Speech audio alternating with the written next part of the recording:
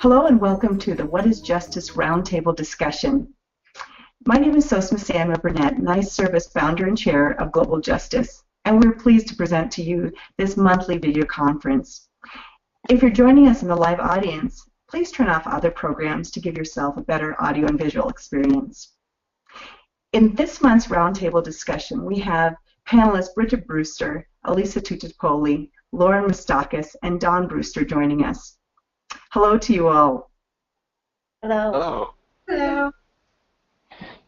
Each month, these panelists join us for this discussion to have an ongoing conversation about biblical justice. And this month's panelists will be joining us for conversations from around the world, as both Bridget and Don are joining us from Cambodia, and Elissa and Lauren are joining us from California. Let me share with you some introductions. Don and Bridget Brewster serve as, respectively, the CEO and Director of Aftercare for Agape International Mission. They have been serving rescued sex trafficking victims for many years, and they'll be sharing more about their story and their perspective. Lauren Moustakas works in political consulting. She also is an associate with Global Justice, and she'll be sharing her unique perspectives on biblical justice. Elissa Tutupoly is an intern as well as a senior at William Jessup University, and she'll be graduating soon and moving into the area of immigration law and human rights. And she also will be sharing her perspective. So panelists, are you ready to begin? Yes. Yeah. Let's start with you, Don. You've had a unique journey. Very unique perspective comes with that journey. You started in business in New York and then went to California and served as an executive pastor at a large church. And now here you are in Cambodia serving a large advocacy organization. From all those vantage points, what does biblical justice mean to you? When you take a look at it all together, I would say biblical justice is basically about relationships, and our relationship with God, of course, but our relationship with one another, and it encompasses not just the right or the punishment of those who do wrong or unjust, but also caring for the vulnerable, those unable to care for themselves. Bridget, maybe you want to add to that. How does your perspective of biblical justice build on Don's? It's I'd have to echo exactly what he said, and it's also we see a great need to take care of the people who don't have a voice for themselves, not just taking care of punishing the wrong that's been done to them, but also taking care of their needs and their basic human rights. Great. Lauren, how would you add to that? You know, you are someone who's been a recent graduate and a young professional stepping into this justice realm. What is your perspective of biblical justice? I think biblical justice provides the perspective to right the wrong and to pursue justice. Because if you don't have the biblical perspective, there's no real compass for what is wrong and what is right, and there's no real standard that never changes. Without the biblical perspective, what is wrong today may be right tomorrow, and so you really need to have that understanding of right and wrong, and that there is absolute right and wrong. Now, Elissa, as a student, you're studying about these types of topics, and you're at a Christian university and then planning to go into this advocacy world. So how does biblical justice relate to you? How do you define it? Yeah, so just to piggyback off of what Lauren had said, I feel like it's hard for us to define what right or wrong is without understanding what good or evil is. And so for me, biblical justice is this good versus evil. I see a lot of students who have very diverse opinions on different issues that are happening right now around the world or even here in the U.S., and it's always this, this right or this wrong. And as she said, what's right today can be wrong tomorrow. And so those concepts have to come from something, and that something is that good versus evil, which for us comes from the Bible. And so that's where I think biblical justice is, at least for myself, is seeing the things around the world not just as wrong, but as evil with the things that we see, especially like on the news every day. Great. And Bridget, when you think about what the others have just said and about how people have such different ideas of justice, there are different forms of justice. How do you sort of distinguish between biblical justice and, let's say, social justice or criminal justice or these other forms? How would you make the distinction? Well, the distinction would be is we're just not concerned about one area only, just not about taking care of the wrongdoing, but also taking care of the people who don't have a voice for themselves. And in the Bible, it talks about how God is a God to the fatherless and a protector of those who cannot speak for themselves. And when we don't have a righteousness towards the people who cannot speak for themselves, it's a total sin against what God is trying to teach us to do, in full circle, taking care of not just crimes committed against people, but then taking care of all the needs that they have. Mm-hmm. Lauren, do you agree with that, or how would you distinguish between biblical justice or other forms of justice? Well, I definitely agree with what Bridget said, and just to add on to that, what I kind of look at is that I don't think biblical justice is separate from criminal justice or restorative justice. I think that it's intertwined, and it provides the basis for why we pursue criminal justice, and also how we treat other people just in our own lives and how we conduct ourselves in the world and with people next to us and the people we care about and the people we don't care about as much. And so I don't think it's separate from any other form of justice. I think it provides the basis for why and the standard, again, for why we pursue justice. Donna, anything you'd like to add to that? No, I would just say I agree that I think that the criminal justice and social justice are part of biblical justice, and then and then we take into consideration the right and wrong, the defining of that. When you combine all that, to me, that's biblical justice. And Lisa, for your generation, how do you make sure that they understand this distinction that Bridget and Don and Lauren have talked about? How do you see the difference? I think the one difference that I see is I feel like a lot of these different forms of justice shift as the cultures shift. I think that they come from different sources and they change from these different sources, different laws versus biblical justice. The Word of God stays true, and it is what it is. It's one source and it doesn't change. There are no gray areas, no in between, versus a lot of these other issues, as to piggyback on what we said before, they can be right today, wrong tomorrow. And so I feel like there are emotionally based decisions or culturally based decisions, or as society changes, the laws change, versus biblical justice. It's the same. It's that one source, the Bible. Great, thank you. Lauren, when we think about biblical justice, there's so many issues around the world. If you were to pick one particular issue that you think is really significant for biblical justice, what would that be? Well, we've been talking about it a little bit, but right now, I just think that there's not a recognition that there is absolute wrong and absolute right.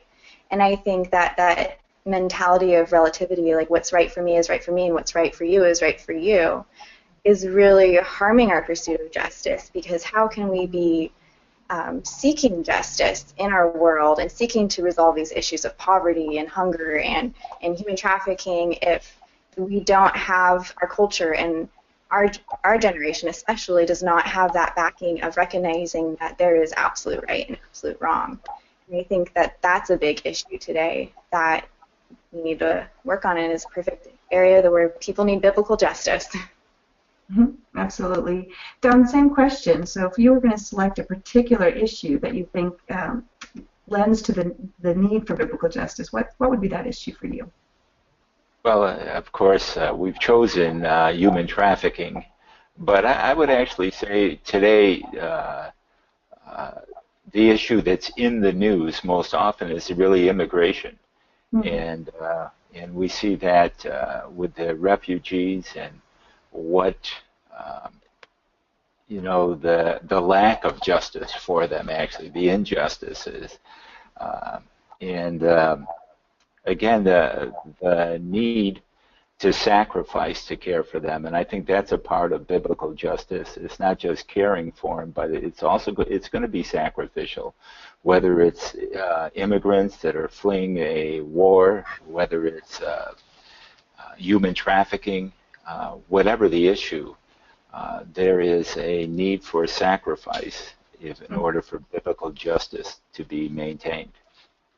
You know, you raised an interesting point, in that there's a vulnerability among sort of this refugee immigrant population, and so I wonder if you might add, does that also make them more vulnerable to things like human trafficking? Oh, absolutely, and we've seen it reported already that it's happening, and not only are they vulnerable, but they come into new situations, into new countries, naive as well, and a combination of that great need and their being naive just puts them at much greater risk. So Bridget, I'll come to you now. So same question, if there's a particular issue that you think really does get magnified by this idea of biblical justice, what would that be? I believe it's the attitude of some people, it's just for certain groups or certain peoples, and it's for everybody. It's not just for people in our community, but outside the community, and people who think that don't deserve to have rights, like Don mentioned, people who are struggling to get out of war-torn countries.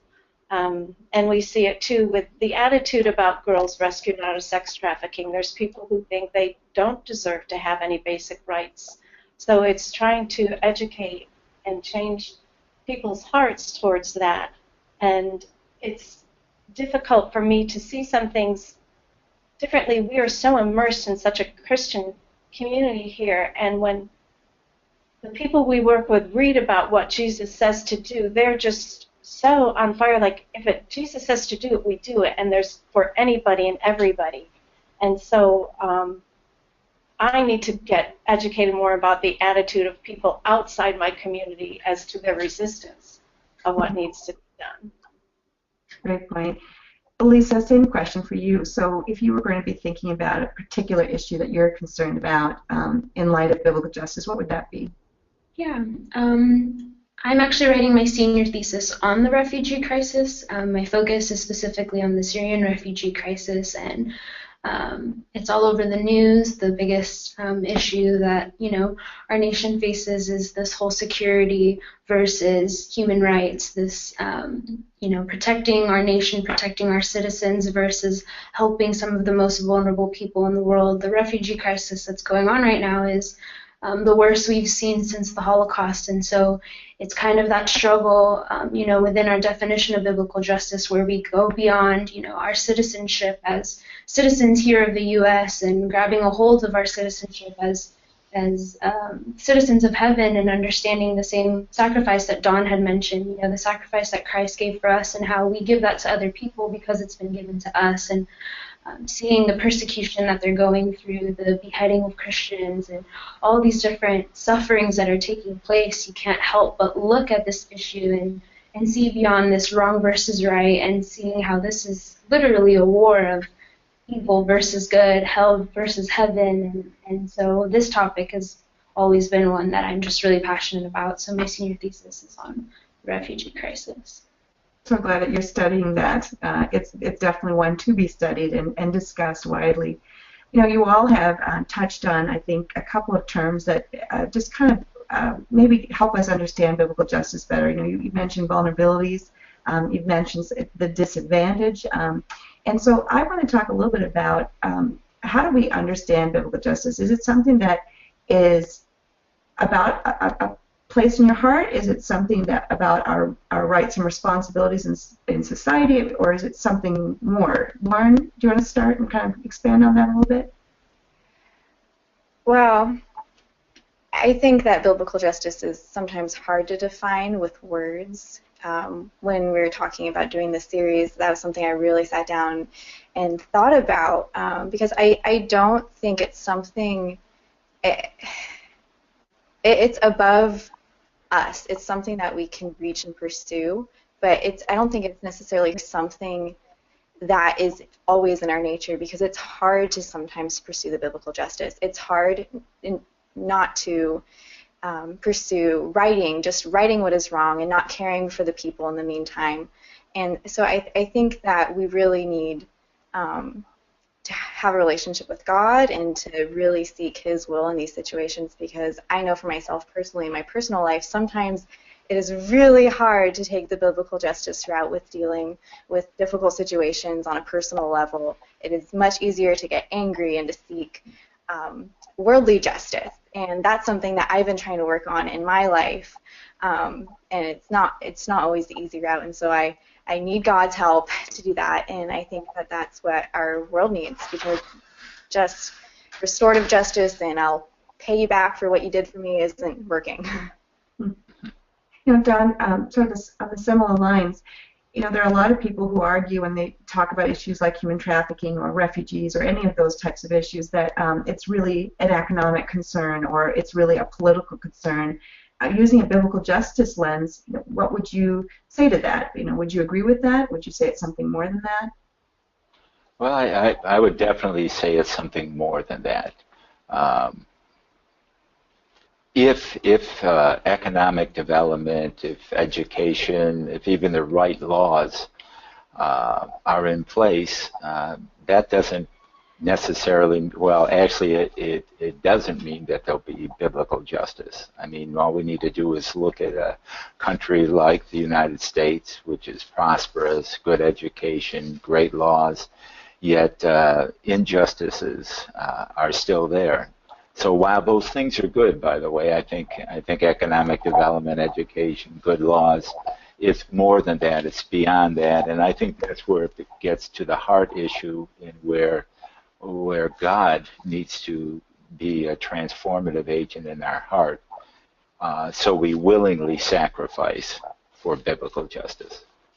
Absolutely. You know, Bridget, you're in a unique situation with Don where you're in Cambodia. This is a country that was really ravaged under the Khmer Rouge, and that is really in a situation where they don't necessarily have this grounding in the political and the economic. Can you expand a little bit and tell us how your experience there helps us understand both the challenges of biblical justice but the opportunities? It's been difficult for the country suffering from the genocide that happened from 75 to 79, and then almost 20 years of civil war afterwards that happened. And just recently they formed a new court system to bring to trial the perpetrators of these crimes. And for some of the people, they're very happy it's finally happening, and some are very angry. There's a proverb, don't scratch an old itch. But whether the people are finally happy about it or sad about it, the one thing they do say is, why did it take so long? And so many of the perpetrators of the crimes have died since then, so there's a little bit of frustration and anger. And it's trying to communicate within the community that it's about loving one another. To me, it's basically the second commandment, to love others as we love ourselves, and we're awfully good about loving ourselves. And so transferring that to other people that they think are undeserving is sometimes a challenge, but to get back to basics, like Don said, it's relationships and building relationships one-on-one, telling people about God loves them and God created them for a purpose and for this not to happen. The people here are very anxious for hope and change, so in some instances it's very easy here to get things rolling. Now, you know, sort of along those same lines, Elissa, you know, when you're talking about refugee and immigrant issues, and there are economic concerns, there are political concerns, how do you convince people when they see the severity of those economic and political concerns that they have this other, maybe greater responsibility? Yeah, when I think about like the economic issues with the refugee crisis, one of the things that comes to mind for me is where's the church? You know, in this, World Relief is a great example here in Sacramento, and I had the opportunity to meet with the organization's director, which is Kurt, and he was sharing with me how a lot of churches here have really taken that role of helping, you know, refugees, helping furnish the homes and caring for them, and so I think the biggest issue that comes into play is when Christians fear refugees coming, and Christians kind of have, you know, this fear of threat of security, and then they start to back away from this sacrificial love or this relationship that Bridget had said, you know, where we love one another the way we love ourselves, or even before that, you know, the love that God gives us, we give to others. And so when economics always comes into the picture, the first thing that comes to my mind is the church's role. There's so many churches here in America, regardless of denominations or beliefs. There's so many that could take their part and help ease the pain of that and help ease the economic issues that come into play. And so I think if the church takes its rightful place in helping refugees, it would ease a lot of the economic concerns that come into place with the refugee crisis. Great. You know, Don, that's an interesting point, and you had pastored a church. And given that role and given what you have done, even currently working with churches, and what do you see as the role of the church in the context of biblical justice? Well, I think the church is critical, and I see that I think the greatest need is for the church as a institution to prepare and release its members to be a part of the solution, to be fighting for biblical justice. And I think we've made it too difficult. A quick example for human trafficking that we've run into, being that people can be involved and do something substantial without leaving where they are. You know, for instance, there's a man in Kansas City who is a great filmmaker but knows nothing about rescuing and restoring girls. But he made this film that built awareness, and he sent it in a woman dying of cancer in Hong Kong was moved by the movie and began showing it to multiple people. One of the people that saw it was a 15-year-old artist who did a marvelous painting about hope in Cambodia that he sold for $10,000 to donate to fight human trafficking. Another person got us involved did fundraising for us. Another person knew someone who ran a garment factory and built a relationship for us in which we could become a satellite factory for them, employing both survivors and those at risk. And all those things happened that impacted hundreds, the biblical justice for hundreds of people without anyone leaving their home. And I think that's what the church needs to do, is to get people involved on that kind of level. Now, Lauren, you work in political consulting, and so we just talked about the role of the church in this broader idea of biblical justice. But for those that are in the public arena, do they also have a responsibility, you think, on biblical justice?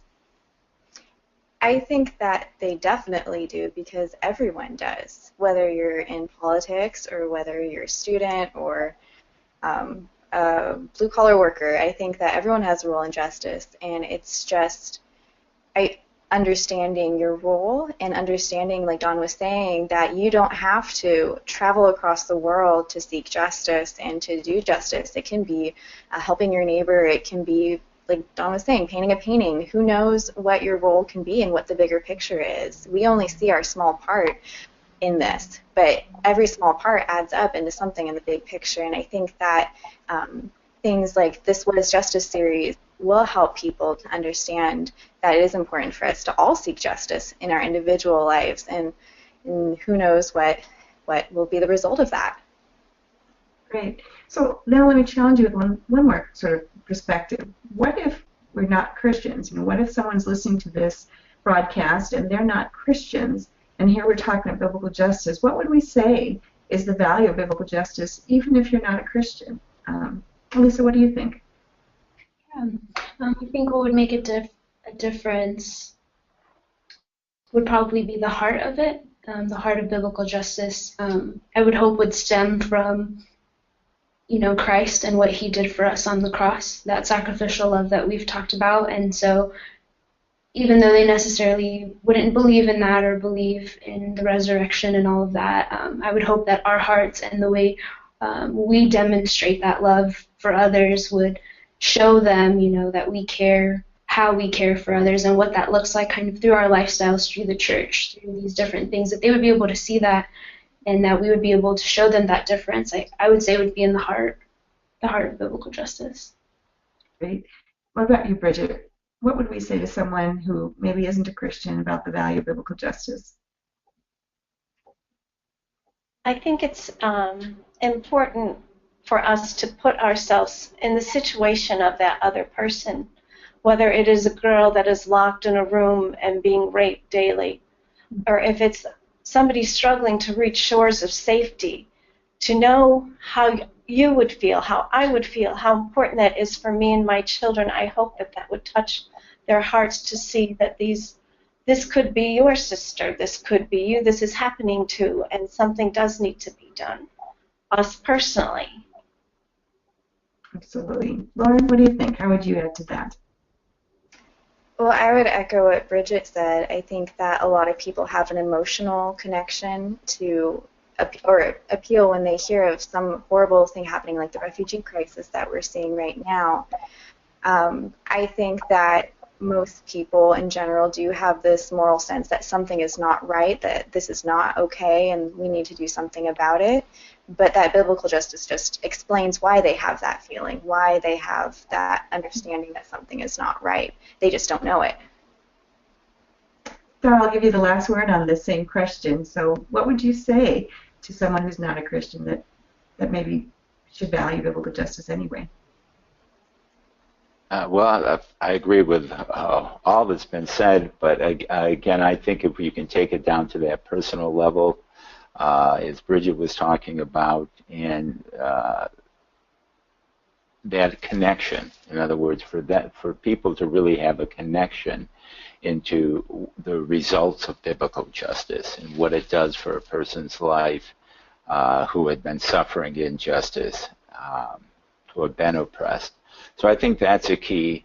I think in the long run, however, I think one of the difficulties that we face is the need for more Christians to be involved, because the truth is this is a long-term issue, and there's a level of perseverance and unconditional love that I think you can only find in Christ. And without those, and without that connection, I think we end up giving up. And that goes for all of us, whether we're believers or not. That's great. I think along with that kind of perseverance is this idea of hope, right? The Bible tells us as we persevere, it creates endurance, and endurance of hope. And I think that might be one of the other central messages of biblical justice, is that it gives the world a sense of hope that maybe other ideas and other concepts of justice maybe don't. We only have a couple of minutes left before we have to close our conversation, so I want to give each of you a chance to just share a little bit about your work and things that you're doing. We'll start with Elissa. Elissa, you're a student, you're a senior, you mentioned your senior project. Give us a little sense of what you're going to say with your project and what you have ahead after graduation. Yeah, so my senior thesis is on the Syrian refugee crisis, as I said, and I kind of try to take both perspectives into mind and bring this sort of compromise where we're allowed to have a biblical perspective at the end of it, but there can be people in the audience when I do present it who don't necessarily have that biblical perspective or that view of, these are vulnerable people that we need to help, and security is an issue, and I do value that as well. I value both sides, and so it's trying to reach this happy compromise of how do we take security measures that don't necessarily not allow any refugees here, and how do we still help them and make sure they can, assimilate into society and so on with that. So that's just a little bit of my paper. I graduate on April 30th. Looking forward to that and planning on taking my LSAT, hopefully pursuing human rights law in some way, shape, or form, preferably immigration law. And so, yeah, that's a little bit about me. Congratulations and blessings in that process. Don and Bridget, you're doing some remarkable work in Cambodia, and it's been a privilege to see how God has been working through you. If you want to share a little bit about what's happening at AIM today and some highlights before we close, what would you like to share? Maybe we'll start with Bridget. We're just really thrilled to see how God is just working through His people here, and we're also benefiting from seeing, because we do outreach to perpetrators in the community, and to see their hearts changing to want to be exploiting women and children to protecting them, and just to see how the light of Christ is spreading throughout the community, and we see miracles every day in real time, so we're just really blessed for that. Great. And Lauren, as we close, if you share how people can find out more information about global justice and where they can see a recording of this session if they miss it. Well, you can go to www.globaljusticeonline.org, and there you'll find a lot of information, some of which I have been putting up myself for Sosamma. I work on the website and do daily updates. So there, under Biblical Justice, you will find this recording. Great. Thank you, Pamela, so much. God bless you, and happy Palm Sunday. Thank you.